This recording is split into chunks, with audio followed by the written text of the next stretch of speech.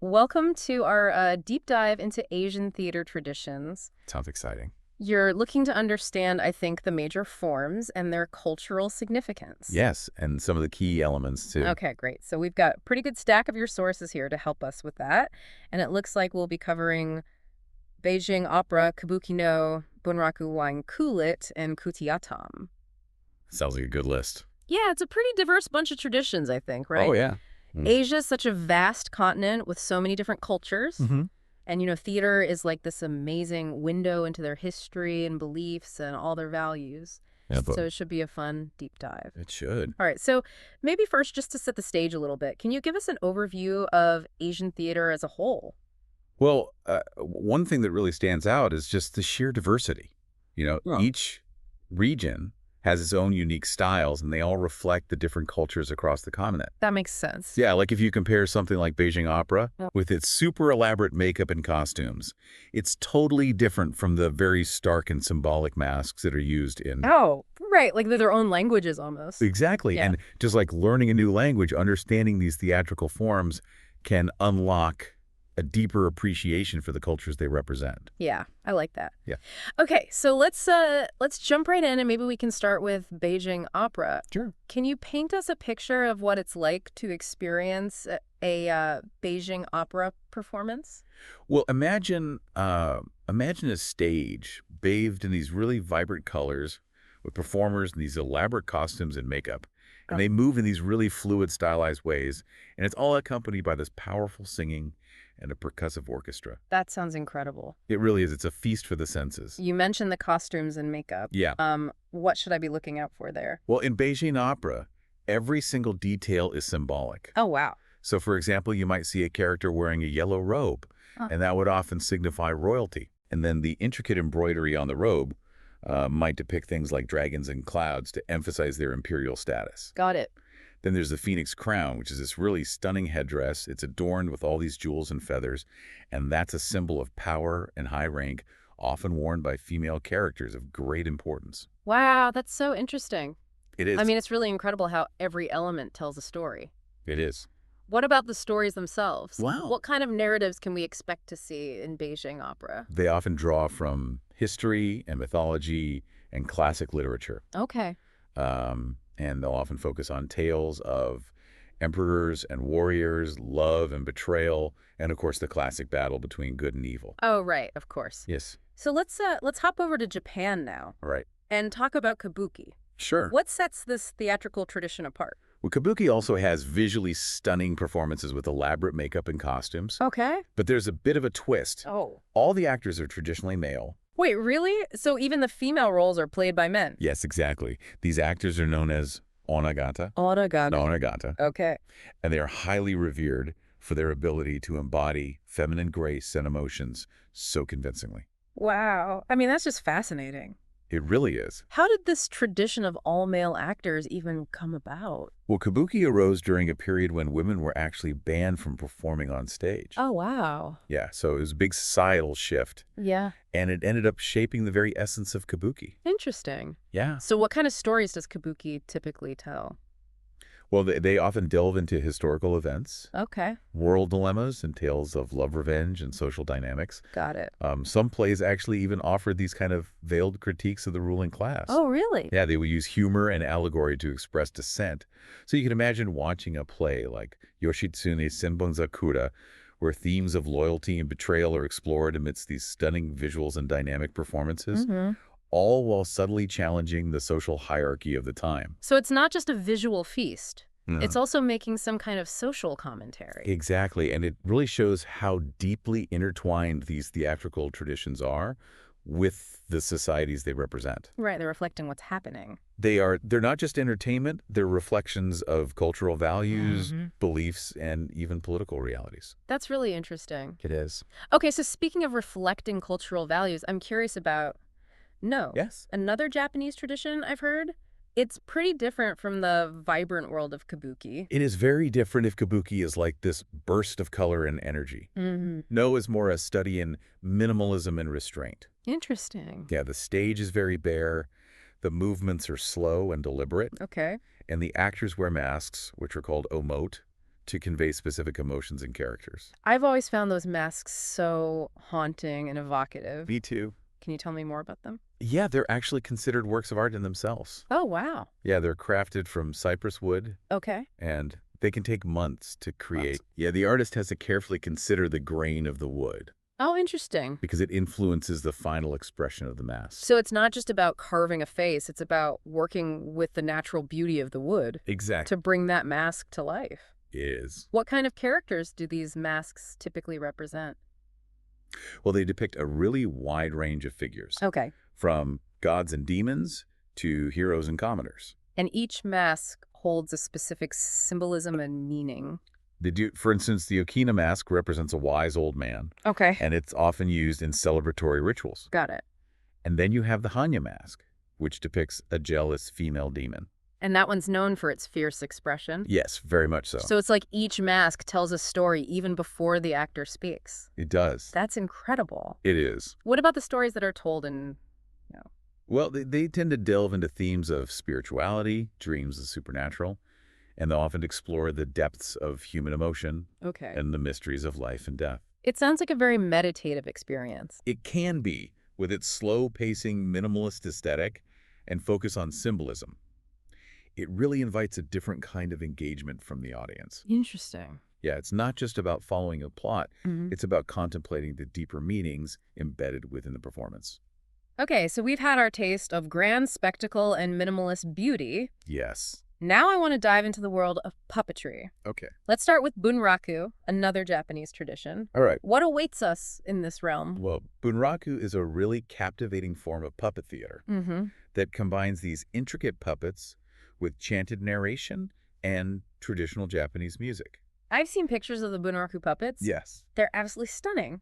They are. What makes them so special? Well, they're more than just puppets. They're really works of art. Okay. They're so intricately crafted with these lifelike features, and each puppet is actually manipulated by 3 puppeteers. 3 puppeteers for 1 puppet. Yes. And they train for years to master this art. That's incredible. How do they even coordinate like that? It's like watching this beautifully choreographed dance. Okay. You know, the puppeteers move in perfect harmony. Their movements are so synchronized that the puppets seem to breathe and emote. Wow. So one puppeteer controls the head and right arm, another the left arm, and then the third operates the legs. That's really incredible. It is. What about the stories themselves? What kind of narratives do we see in Bunraku? Well, they often delved into tales of love loss, betrayal, and redemption, Mm-hmm.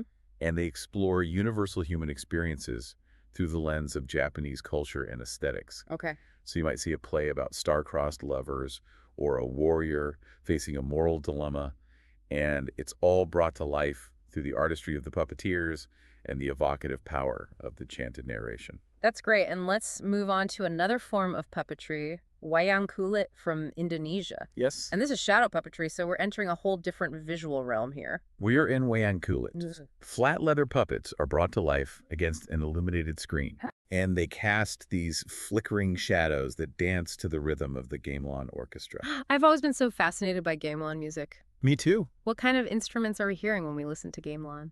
Well, it's a whole ensemble of instruments that come together. So you have the shimmering sounds of metallophones, the resonant tones of gongs, the rhythmic pulse of drums, and then the melodic flourishes of bamboo flutes.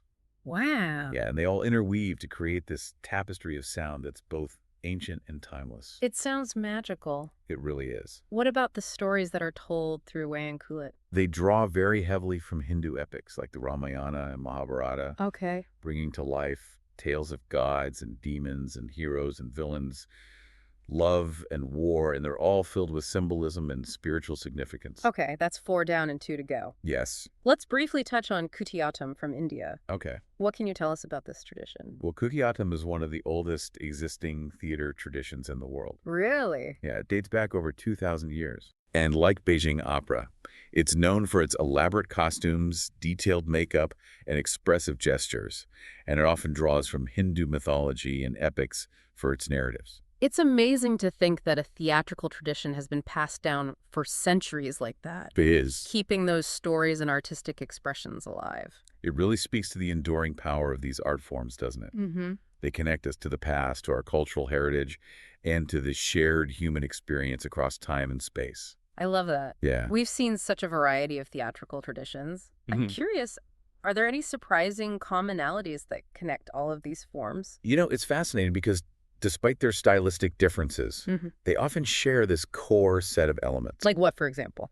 Well, costumes and makeup are really important across the board. Okay. They might range from the very elaborate styles of Beijing Opera and Kabuki Hmm. to the symbolic simplicity of the no masks, but they all serve to visually define characters, convey emotions, and add a layer of visual storytelling to the performance. That makes sense. Yeah. What other common threads do you see? Well, think about the movement. Okay. From the highly stylized, almost dance-like movements of Kabuki to the slow, ritualistic movements of No, Uh, and even in the puppetry of Bunraku and Wayang Kulit. so each tradition has its own unique vocabulary of movement, It does. but they all use it to tell the story and convey emotions. Exactly. And then there's the power of vocalization. The singing in Beijing Opera adds a layer of drama and emotion, while the chanting in Bunraku creates this really rhythmic and hypnotic effect. It seems like so much of Asian theater relies on visual storytelling, Yes. from the costumes and makeup to the movement and the gestures. Hmm. Do you think that's part of what makes it so captivating? Oh, absolutely. Yeah. These traditions are so visually rich, they really invite the audience to engage with the performance on multiple levels. It sounds like a feast for the senses. It really is. I love it. Me too. It really is, and it's this visual richness that often allows these traditions to transcend language barriers. You don't necessarily need to understand the spoken language to be swept away by the beauty and the power of the performance. Yeah, that's true. You can really appreciate it, even if you don't understand every word. Exactly. Okay, let's shift gears a bit and talk about some of the themes that are explored in these different theatrical traditions. Sure. What kind of stories and messages do they convey? Well, in Wayang Kulit, for instance, you often see mythology and symbolism Yeah. taking center stage, Okay. with narratives drawn from the Hindu epics like the Ramayana. Uh-huh. So these stories often explore the battle between good and evil, the importance of duty and honor, and the search for spiritual enlightenment. It's interesting how those ancient epics continue to resonate with audiences today, They do. even those who may not be familiar with all the specific details of Hindu mythology. It's a testament to the enduring power of those stories and the universal themes that they explore. Yeah. They really speak to the human condition, our struggles, our aspirations, and our search for meaning in the world. Absolutely. What about Kabuki? What kind of thematic territory does it cover? Well, Kabuki frequently delves into historical events Okay. and moral lessons, Yeah. often with a focus on social dynamics and the complexities of human relationships. Interesting. Yeah, so you might see a play about a loyal samurai caught between his duty to his lord Uh-huh. and his love for a woman, Okay. or a story about a family torn apart by greed and ambition. Got it. So it's not just about entertainment, it's also about exploring the ethical and social issues Exactly. that have shaped these cultures. Yeah. And that's part of what makes these traditions so fascinating. They're not just performances, they're reflections of cultural values, beliefs, and historical realities. They offer these insights into how these societies have grappled with questions of morality and justice, Yeah. and really the human condition.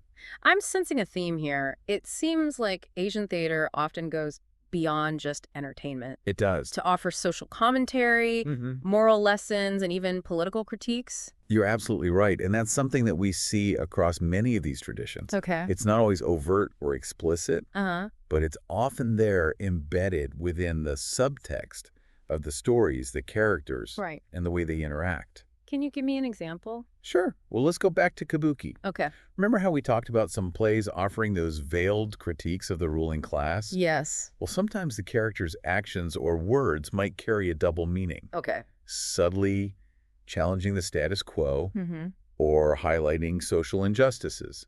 So it's a way of using art as a form of resistance. Interesting. Yeah, speaking truth to power, Yeah. but in a way that's both entertaining and thought-provoking. So these performances can operate on multiple levels. do. There's a surface narrative, Yeah. but then there are these deeper messages There are. about society and politics and the human condition. Exactly. Mhm. And that's part of what makes these traditions so enduring. Yeah. They're not just static forms. They're constantly evolving, adapting, and responding to the world around them. Right. They're like a reflection of their cultures, They are. but also agents of change, Yeah. challenging norms and sparking those conversations. Exactly. Okay, I want to circle back to something we talked about earlier. Sure. The significance of puppetry in so many Asian cultures. Yeah.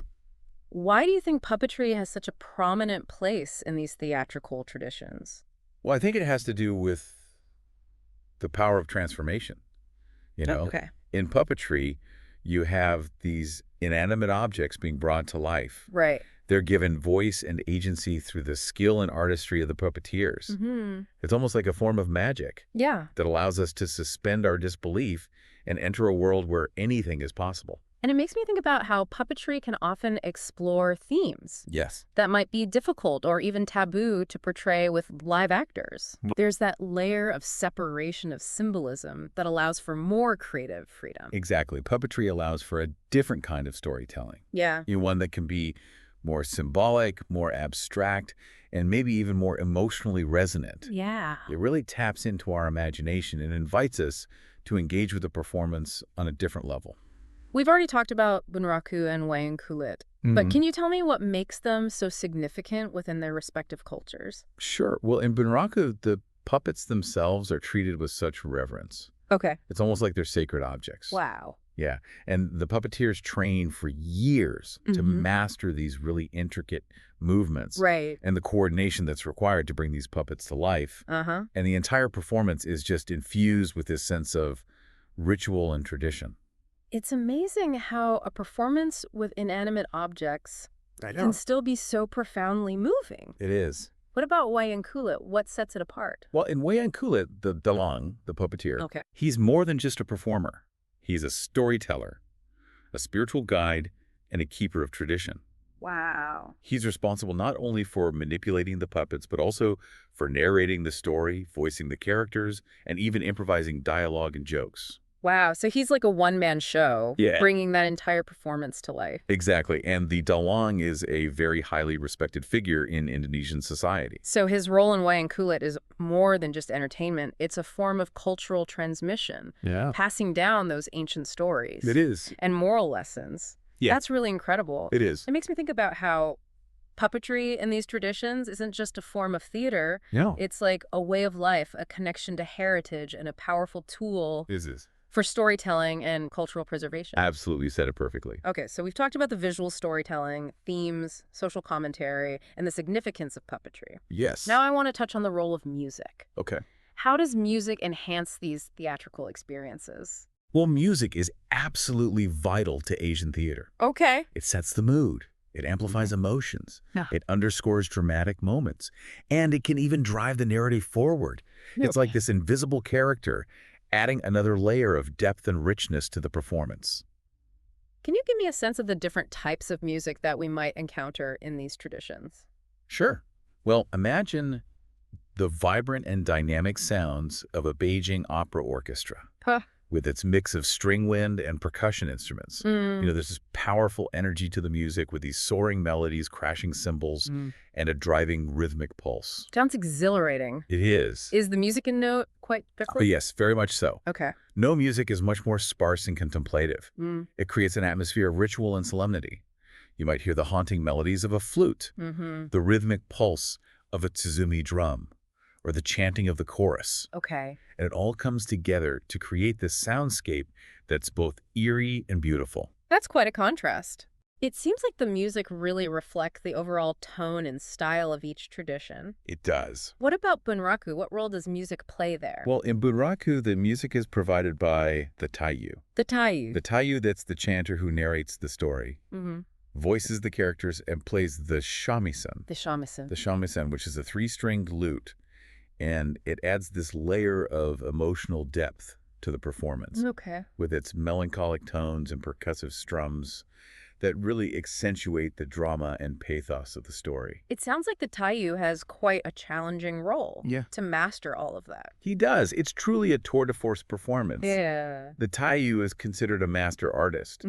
And his skill and artistry are essential to the success of the Bunraku performance. And of course, we can't forget the gamelan orchestra in Wayang Kulit. No, we can't. What makes this type of music so unique? Well, it's all about the interplay of the different instruments. Okay. Creating this hypnotic and mesmerizing soundscape. You Yeah. have the metallophones with their shimmering cones, Mhm. gongs that resonate with these deep booming sounds, Mm-hmm. drums that create a rhythmic pulse, and then the flutes that add these melodic flourishes. Wow. And what's really fascinating is the way that these instruments work together. Okay. They create these interlocking melodies and rhythmic cycles that are both intricate and captivating. So it's like this sonic tapestry weaving together all these different sounds and Yes. textures to create this really immersive experience. Exactly. And it's this rich and evocative soundscape Right. that helps transport the audience Mm. into that mythical world of the shadow puppets, Yeah. enhancing the storytelling and adding another layer of depth and meaning to the performance. We've talked about a lot. We have. Visual storytelling themes, social commentary, puppetry, the role of music. Mm-hmm. It seems like there's this intentionality behind every single element of these theatrical traditions Absolutely. to create this holistic experience for the audience. You've hit the nail on the head. These traditions are about more than just entertainment. They're about creating this complete sensory experience, Right. engaging the audience on multiple levels, Mhm. visually, orally, and emotionally. Every detail, from the color of a costume to the rhythm of a drumbeat, Yeah, is carefully considered and carries meaning. it does. It's incredible that these theatrical traditions have endured for centuries. It really is, and it speaks to their power and their artistry. Yeah. With such a strong emphasis on tradition, I'm curious, how do these forms navigate the tension between preserving the past That's a great question. and innovating for the present? It is a good question. How do they balance those two things? Well, they're like these living organisms. Okay. They're constantly growing and changing, but always maintaining that connection to their roots. Right. And that's what keeps them vital and relevant, Yeah. even in today's world. Can you give us some examples of how these traditions are evolving Sure. and adapting for modern audiences? Well, take Kabuki, for example. While it still retains its traditional elements, contemporary Kabuki productions might address modern social issues, incorporate new technologies, or even collaborate with other art forms like dance or multimedia. So they're finding ways to keep the tradition alive, They are. but also make it relevant for today's audience? Exactly. It's a delicate balance. Yeah. But when it's done well, Hmm. it can be really exciting and innovative. What about a tradition like Wayang Kulit, Yes. which is so steeped in those ancient stories Mhm. and ritual? Well, in Wayang Kulit, the Dalang might weave in contemporary political or social commentary, Huh. using the traditional narratives as a springboard for discussing current events or social issues. So bridging the gap between the ancient and the modern. Yeah, using those familiar stories and characters Yeah. to address contemporary concerns. That's really interesting. It is. It's like they're making it resonate with a new generation They are. while still honoring the heritage. Yes. This is a really clever way to do that. It is. It really speaks to the creativity and ingenuity of the performers and their deep understanding of their craft. Yeah. They're not just repeating what's been done before. Right. They're finding ways to make these traditions relevant Yeah. and meaningful for their own time and place. That's really great. So Asian theater is this vibrant, dynamic force, It is. constantly evolving but remaining deeply rooted in its cultural heritage. It's a beautiful testament to the resilience and adaptability of these traditions. It is indeed. It's a reminder that culture isn't static. It isn't. It's this living, breathing entity that continues to grow and evolve. Mm-hmm. And theater provides that powerful platform for expressing that evolution. It does. It's like a river. It's Yeah. constantly flowing Mm-hmm. and changing, but always connected to its source. That's a beautiful way to put it.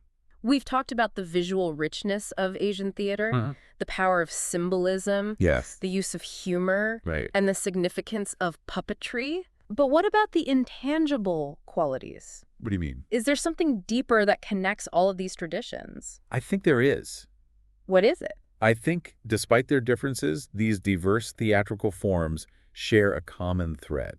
Okay. And that thread is the power of symbolism. Symbolism. Yeah, it's like this secret language Interesting. that's woven into the fabric of the performances, adding these layers of meaning Okay. and depth to the storytelling. Can you give me a sense of how symbolism is used in these traditions? Sure, well, in Beijing Opera, for example, Uh-huh.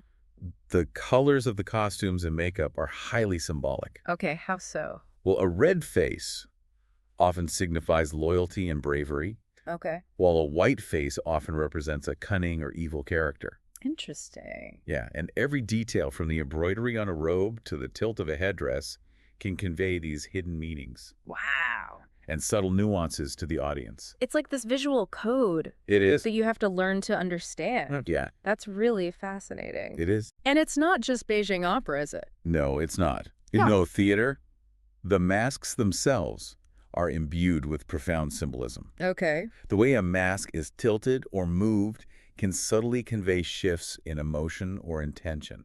And even the specific type of mask that's used Yes, that's holds sweet. significance? It does, for example, imagine a no play Uh-huh. featuring a character wearing the Hanya mask with its fierce expression and wild hair. Right. Well, that mask represents a jealous female demon, but it can also symbolize the destructive power of unbridled emotions. Wow. And it's up to the audience to interpret that symbolism Okay. within the context of the play. So it's not just about the visual impact of the mask, it's about the deeper layers of meaning. Exactly. What about Wayang Kulit? Well, in Wayang Kulit, the puppets themselves are symbolic representations of characters and archetypes, Okay. drawn from Hindu mythology. Okay. The way they move and interact and how they're illuminated against the screen all contribute to this rich tapestry of symbolism. Can you give me an example of a specific symbol used in Wayang Kulit? Sure, the gunungen. The Gunungen. The gunungen, which is a mountain-shaped puppet. Okay. It's often used at the beginning and end of a performance, and it symbolizes the cosmos, the mountain of the gods, and the interconnectedness of all things. Wow. So it's this powerful visual image that sets the stage for the mythical and spiritual journey that the audience is about to embark on. It's amazing how symbolism is used to evoke a sense of wonder and spiritual significance. It is. Like each symbol is a key that unlocks another layer of meaning. Exactly. And that's what makes these traditions so captivating. Yeah. They're not just about following a plot. They're about engaging with the performance on multiple levels, deciphering the symbolism, and drawing your own connections and interpretations. So the symbolism is like this bridge It is. between the performers and the audience, making Yeah. the audience active participants in the storytelling. Precisely. And that's what makes these traditions so engaging. They're not passive forms of entertainment, They're these active experiences that require the audience to think, to feel, and to connect with the performance on a deeper level.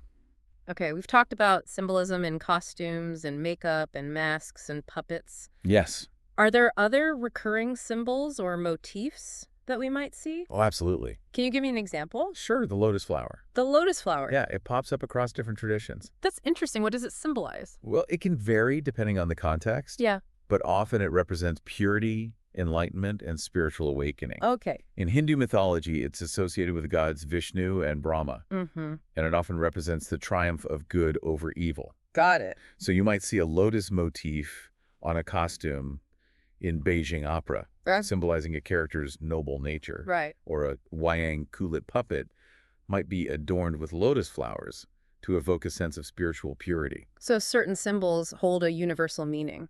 They do. It speaks to the interconnectedness of human experience, Yeah. and how art can transcend cultural boundaries. Yeah. To connect us to something larger than ourselves. I love that idea. Me too. We've talked about the visual spectacle of Asian theater, the power of symbolism, Yes. the beauty of the music, Right. the significance of puppetry. But what about the role of language? Language is crucial. It is. It's not just about conveying information. It's about creating a mood, evoking emotions, and painting vivid images in the minds of the audience. What are some of the unique ways that language is used in these different traditions? In Beijing opera, the singing is very stylized. Okay. It's almost like a form of heightened speech with specific vocal techniques that are used to convey different emotions in dramatic situations. So the actors have to train They do. to learn these techniques. Years and years. Wow. They learn to project their voices, modulate their tones, and deliver the lines with such precision and expressiveness. It sounds almost operatic. It does. Is there a similar emphasis on stylized singing in other traditions? Not necessarily singing, but in no theater, the chanting of the chorus and the protagonist is really integral to the performance. Interesting. Yeah, it's not about melody so much as rhythm and intonation. with these long, drawn-out syllables and Oh, these subtle shifts in tone that create a very hypnotic and ritualistic atmosphere. so it's this heightened speech that's both mesmerizing It is. and evocative. Yeah. What about the language in Bunraku? Well, in Bunraku, the Taiyu plays a really significant role. Right, because he's voicing. He is. He Yeah. does. The Taiyu in Bunraku is like this master of language. Mhm. He not only narrates the story and voices all the characters, but he also uses a variety of vocal techniques Right. to convey emotions, create suspense, and bring those puppets to life through his words. So it requires vocal virtuosity, but also Yeah. a really deep understanding of the nuances of language. It's a true art form. Yeah. And it's not just limited to these three traditions. In Wayang Kulit, the dalang also uses language in a really captivating way. Mm-hmm. He'll narrate the story, improvise dialogue, crack jokes, even sing, Wow. using his voice to create this whole world of sound and imagery. So it's all about using the voice It is. to create that experience for the audience. Yeah, language is so powerful. You know, It is. it's a reminder that it's not just a tool for communication. Right. It's this integral part of the artistic expression, shaping the mood, enhancing the storytelling, and connecting with the audience on a deeper level. We've talked about the visual spectacle, the power of symbolism, the beauty of music, Yes. the importance of language. Right. But there's another layer to these traditions that I want to touch on. What's that? The influence of spirituality. Okay. Spirituality isn't just a theme that's Yeah. explored. Right. It seems like it's woven into the very fabric of the theatrical forms themselves. It is. Can you tell me more about that? Sure. How does spirituality manifest in these traditions? Well, let's start with no theater. Okay. It has its roots in Buddhist and Shinto beliefs, Uh-huh. and the performances often deal with themes of karma reincarnation and the transience of life. Mm-hmm. So the slow ritualistic movements, Right. the evocative masks, the haunting music, all contribute to a sense of spiritual contemplation. It sounds like No is not just about entertainment. It's not. It's about inviting the audience to reflect on those deeper questions Exactly. of life and death, existence, Yeah, and impermanence. yeah, it's a form of theater that engages not just the senses, but also the soul. And speaking of engaging the soul, Yeah. Wayang Kulit, Oh, yes. with its roots in Hinduism, Mm-hmm. it seems inherently spiritual. It does. How does that spirituality play out in the performances? Well, the stories are often drawn from those Hindu epics, Mm-hmm. like the Ramayana and Mahabharata, Right. exploring the battle between good and evil, Mm. the importance of dharma, and the pursuit of spiritual liberation. So they're using these ancient stories as a framework to explore those spiritual themes. Exactly. And it's not just the stories themselves, it's also the way they're performed. Okay. The dalang, Yeah. puppeteer, is often seen as a spiritual guide, using the shadow play to transmit moral and spiritual teachings to the audience. So it's more than just entertainment. It is. It's a form of spiritual instruction and Yeah. cultural transmission. It speaks to the power of theater to connect us to something larger than ourselves, Yeah. whether it's our cultural heritage, Right. our spiritual beliefs, or the shared human experience that unites us all. It's incredible how spirituality is infused into these traditions, It is. even those that might not appear overtly religious on the surface. You're right. What about Beijing Opera, for example? Well, Beijing Opera, while its stories often focus on historical narratives Uh-huh. and dramatic conflicts, those spiritual themes often emerge through the symbolism Right. of the costumes and makeup Oh. and the characters' actions. Can you give an example? Sure, the color red, which is often associated with loyalty, bravery, and righteousness, might symbolize the triumph of good over evil, Interesting. while the color white, sometimes linked to cunning treachery and the supernatural, might symbolize the darker forces at play.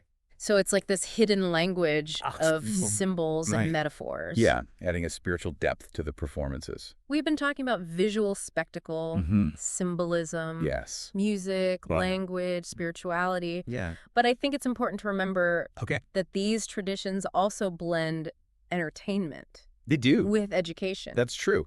These theatrical forms are often seen as a way to transmit cultural knowledge, Uh-huh.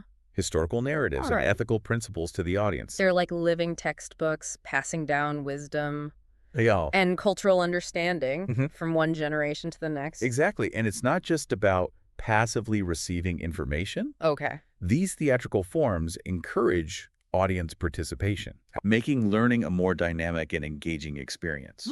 do they engage the audience in that learning process? Well, in Kabuki, for example, Okay. the audience might shout out encouragement to their favorite actors, Mm-hmm.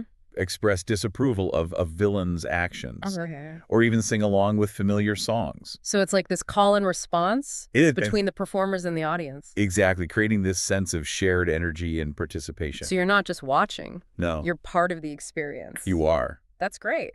What about Wayang Kulit? Well, in Wayang Kulit, the Dalong often uses humor Okay. to engage the audience and convey moral lessons. Uh-huh. He might crack jokes, make witty observations, or even engage in playful banter with the audience. So he's making it fun He is. to learn. Exactly. It's a really clever way to sneak in those cultural and moral lessons Right. while keeping the audience entertained. It's really a testament to his skill It is. that he can do that. Yeah, he's not just a performer, he's a teacher, a guide, a cultural ambassador, Yeah. using the shadow play to Oh. educate and enlighten the audience. So we've talked about the more serious side Yes. of Asian theater, Hmm. but it's important to remember Okay. that these traditions also know how to have fun. They do. Humor seems to play a significant role in many of these forms. Oh, absolutely. Why is that? Well, humor is like this essential ingredient. Okay. You know, it adds a layer of wit, satire, Uh-huh. and even subversion Okay. to the performances. It keeps the audience entertained, but it also challenges norms Right. and sparks critical thinking. Can you give me an example of how humor is used in these traditions? Sure. Well, in Kabuki, Okay. there's this form of comic interlude called Keegan. Keegan. Okay. That's often performed between acts of a no drama. So it's like a break from It is. the main drama. Exactly. Right. And these Keegan plays are full of slapstick humor, Mhm. witty dialogue, Yeah. and social satire. Interesting. Yeah, provides this lighthearted contrast Uh-huh. to the more serious themes of the main play. I see. So it's like a palate cleanser, It is. a moment of laughter Yeah, to break up the tension. exactly. What about Wayang Kulit? Well, the Dalong in Wayang Kulit is a master of humor. Okay. You know, he'll crack jokes, make witty observations about current events, Right. and even poke fun at the audience. So he's improvising. Yeah, keeping the audience engaged and entertained. And it's not just about making people laugh, is it? No, it's also about using humor to challenge authority, expose hypocrisy, and make social commentary in a way that's both entertaining and thought-provoking. That's really interesting. It is. It's like he's walking this fine line Yeah, he is. between humor and Right. making a point. It's a skill that the Dalong has honed over years and years of practice. Right. And experience, you know, he knows how to read the audience, Yeah. how to push the boundaries without crossing the line, and how to use humor to make a statement that will really resonate with the audience long after the performance is over. So humor isn't just there No, for entertainment. It has it does. this deeper purpose. It's multifaceted. It's a reminder that theater can be both serious and playful, entertaining and enlightening. Yeah. It can make us laugh, make us think, and really make us see the world in a new light. As we delve deeper into these traditions, I'm struck by the idea that Asian theater isn't just a performance, it's this living entity constantly evolving It is. and adapting with the times. You're absolutely right. These forms are not static relics of the past. They're these living, breathing art forms Right. that respond to the social and cultural and political context in which Yeah. they exist. They're constantly reinventing themselves, They are. but in a way that stays true to that core essence. Exactly, and that's what makes them so fascinating. Yeah. They're a testament to the creativity, adaptability, and resilience of these cultures, and their ability to kind of preserve tradition while also embracing innovation. Can you give me some examples of how these traditions are evolving Sure. to stay relevant in the modern world? Well, consider contemporary Kabuki productions, for example. Okay. You might see the incorporation of modern themes, you know, technology, or even collaborations with other art forms like dance or multimedia, Okay. all while still retaining the essence of that traditional Kabuki style and technique. So it's not about throwing away the old. No, It's about finding ways to make it it is. speak to a contemporary audience. Exactly. Finding that sweet spot between tradition and innovation, respecting the past, while also looking towards the future. I like that. Yeah. What about Wayang Kulit? How is this ancient form of shadow puppetry adapting? Well, in Wayang Kulit, the Dalong might incorporate contemporary themes into his storytelling, Okay. drawing parallels between those ancient myths Oh, and modern-day issues. interesting. Yeah, he might even use the shadow play to raise awareness about social issues, environmental concerns, or political events. So he's using those familiar stories It is to engage with contemporary issues. exactly making them relevant to the audience. It's incredible how these traditions strike that balance It is. between preserving the past and embracing the present. It's a testament to the ingenuity and artistry of the performers and their deep understanding of the power of theater, Yeah. to connect with audiences across time and cultures. As we've explored all these different Asian theatrical traditions, the sheer diversity of forms and styles is really striking. It is. It's like this kaleidoscope of artistic expressions.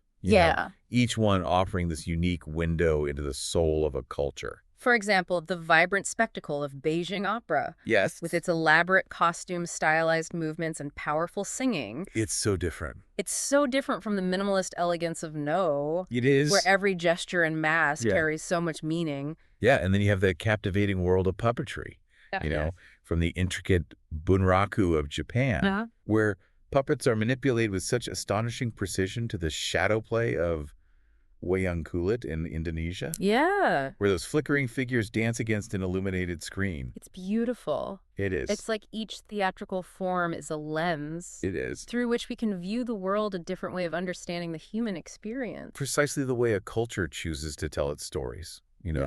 The themes it explores, the aesthetic choices. It makes all of those elements really speak volumes about its worldview, its values, and its artistic sensibilities. The emphasis on honor, duty, and loyalty in Kabuki, for instance, Yes. really reflects those values in Japanese society. Yeah, and the exploration of Dharma karma and the Yes. battle between good and evil in Wayang Kulit shows that influence of Hindu philosophy in Indonesia. It's fascinating how these theatrical traditions are like cultural ambassadors, They are. transmitting values and beliefs across generations. Yeah, they're ensuring that the heritage and wisdom of the past continue to resonate in the present. And it's not just about preserving tradition. No. It's about adapting to a changing world. It is. Right. Yeah, incorporating new ideas and technologies while staying true to that core essence of the art form. Contemporary Kabuki productions might address modern social issues Right. and incorporate those new technologies, Yeah. while Wayang Kulit performers might weave in contemporary political or social commentary. Exactly. So it's really this vibrant it is. and dynamic force that's constantly evolving, Yeah, but remaining rooted in its heritage. absolutely. Yeah. It's a reminder that culture isn't static. It's this living, breathing entity that continues to grow and evolve. Yeah. And theater provides that powerful platform for expressing that evolution. It's been such an amazing journey, It had. exploring these Asian theatrical traditions. Yeah. And it's clear that these art forms are so much more They are. than just entertainment. Absolute. They're a reflection of history, Yeah. a window into cultural values, a platform for social commentary, Mhm. and just a testament to the incredible artistry It is. and skill of the performers. It's been a privilege to learn about them. It has. We've journeyed from the elaborate spectacle of Beijing Opera, Yes. with its vibrant costumes Right. and powerful vocals, to the minimalist elegance of No, where every gesture and mask carries such deep meaning. It does. We've explored puppetry, Yes. where inanimate objects come to life It's magical. through the skill of the puppeteers, Yeah. both the Bunraku and the Wayang Kulit. And through it all, we've seen how these diverse forms are united by a common thread. What's that? That ability to connect audiences to something larger than themselves. I love that. Me too. Whether it's their cultural heritage, Yeah. their spiritual beliefs, or their shared human experiences. Theater at its best transcends boundaries. Oh, yes. It bridges cultures and reminds us of the power of storytelling Mhm. and artistic expression. As we wrap up this deep dive, Yes. let's hold on to that sense of wonder and appreciation for these traditions. And let's continue to explore, to learn, and to support these art forms. Yeah. Ensuring that they continue to thrive and inspire future generations. Absolutely, because ultimately these traditions remind us of the power of art to connect us to our shared humanity, Yes. to challenge our perspectives, and to leave us with that sense of awe and wonder Yeah. long after the curtain falls.